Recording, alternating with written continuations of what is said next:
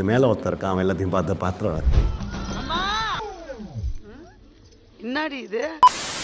It's sometimes not necessary to be parathyroid, like bone weakenings or issue. Well, We can pause TV also in bones as well. agreed. Very good. So it's not necessary, should be thyroid. Exact. So every phone weakness is parathyroid related அப்படின்னு நம்மளால் சொல்லவே முடியும். ஆனால் போனோட ஸ்ட்ரென்த்துக்கு இந்த parathyroid vitamin T levels எல்லாம் கரெக்டான அவங்க வேலையை பார்த்துட்டு இருந்தால் தான் கரெக்டாக, அதுதான் fact. There are other hormonal reasons for that, will be too much to discuss right now. But என்னென்னா, you have a bone weakness. அதாவது நம்ம ஆஸ்டியோபோரோசிஸ்ன்ற வார்த்தை நிறைய இடத்துல பார்க்குறோம். All our advertisements are also reading osteoporosis, இதுதான் உங்கள் ஸ்ட்ரென்த் இதுன்னு சொல்லிட்டு. That is age related thing that happens.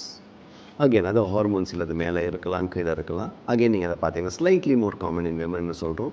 Because the bone strength is estrogen depend. Women entire metabolism is estrogen depend. So நீங்கள் அது மெனோபாஸ்க்கு அப்புறம் பார்த்தீங்கன்னா உடம்புல ஈஸ்ட்ரஜன் வரலை. ஸோ அவங்களுக்கு அந்த போனுக்கான தேவை ஆனால் ஈஸ்ட்ரஜன் கிடைக்கல. ஸோ போன் ஸ்லைட்டாக வீக்காக இருக்குது, அவ்வளோதான். அப்படி தான் பார்க்கணும். அதான் நீங்கள் போன் மினரல் டென்சிட்டி நீங்கள் சொல்கிறது அதுதான். ஸோ போன் மினரல் டென்சிட்டி நம்ம பார்த்துட்டோம்னா அதில் நம்ம சில கேட்டகரைசேஷன்ஸ் வச்சுருக்கோம். நார்மலாக இருக்கா, கொஞ்சம் வீக்காக இருக்கா, ரொம்ப வீக்காக இருக்கா, இல்லை ஃப்ராக்சரோடையே இருக்கா அப்படின்னு சொல்லிட்டு நம்ம பார்த்துருவோம். அதை பார்த்துட்டு வில் டேக் அ கால். இது எல்லாத்துக்குமே காரணம் பேராதைராய்டு தான்னு கேட்டிங்கன்னா, அந்த மேலே ஒருத்தர் இருக்கான், அவன் எல்லாத்தையும் பார்த்து அப்படி வராது. But there can be various causes to this. It can be just a simple vitamin D deficiency that has caused all this. நீங்கள் அதை கரெக்ட் பண்ணிட்டீங்கன்னா இது எல்லாமே சரியாக போய்டுன்னு சொன்னால் யாருமே ஒத்துக்க மாட்டாங்க. நீங்கள் ஃப்ராக்சரோடு வந்திருக்கேன், போன்லாம் இங்கே செஸ்டெல்லாம் அப்படியே இப்படி வீங்கி போய் வந்திருக்கேன், ஆனால் நீங்கள் வெறும் ஒரே ஒரு மாத்திரை கொடுக்குறீங்க அப்படின்ற அந்த எண்ணம் வரும்.